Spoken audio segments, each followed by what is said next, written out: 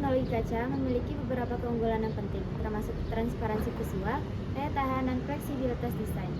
Teknologi kaca digunakan dalam berbagai aplikasi seperti bangunan, elektronik, kendaraan, dan peralatan rumah tangga karena kemampuannya untuk menyediakan perlindungan, estetika, dan fungsionalitas. Misalnya dalam bangunan, kaca dapat meningkatkan efisiensi energi dan cahaya alami, serta memberikan tampilan modern dan terbuka. Selain itu, kaca juga memungkinkan integrasi teknologi seperti sensor pintar, kontrol interaktif, dan permukaan sentuh yang menghasilkan solusi inovatif dan berdaya saing tinggi dalam berbagai industri. Selanjutnya adalah pemaparan kaca dari masa ke masa.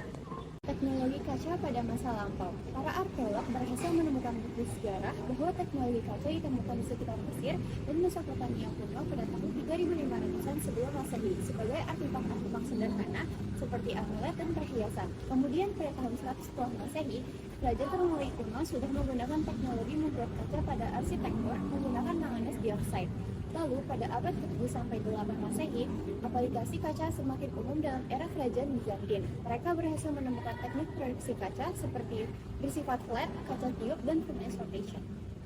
Selanjutnya, di zaman revolusi industri berkembang kaca mulai menjadi bangunan dalam arsitektur rumah tangga dan hortikultura. Setelah itu, muncul metode produksi kaca lembaran dengan memperkenalkan metode silinder.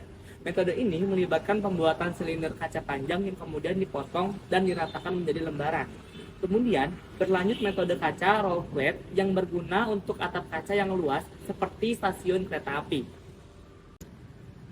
Pada abad ke-20, penggunaan kaca berkembang pesat dalam berbagai aplikasi seperti optik, ilmu kedokteran, dan teknologi komputer. Kaca optik digunakan dalam pembuatan lensa kamera dan peralatan astronomi. Sedangkan kaca medis digunakan dalam peralatan medis seperti botol obat dan alat bedah. Pada bidang arsitektur, ditemukan teknologi float glass atau kaca pengapung oleh pionir industri kaca, Alastair Pilkington, yang masih bertahan hingga sekarang dan menjadi metode yang paling sering dipakai dalam industri kaca. Selanjutnya, teknologi kaca pada abad ke-21 atau era digital. Di era ini, kaca digunakan sebagai media transparan pada layar LCD hingga inovasi terbaru seperti smart glass yang dapat berfungsi sebagai layar interaktif dan cermin digital. Awalnya kaca digunakan sebagai bahan utama untuk layar-layar elektronik seperti monitor komputer dan televisi.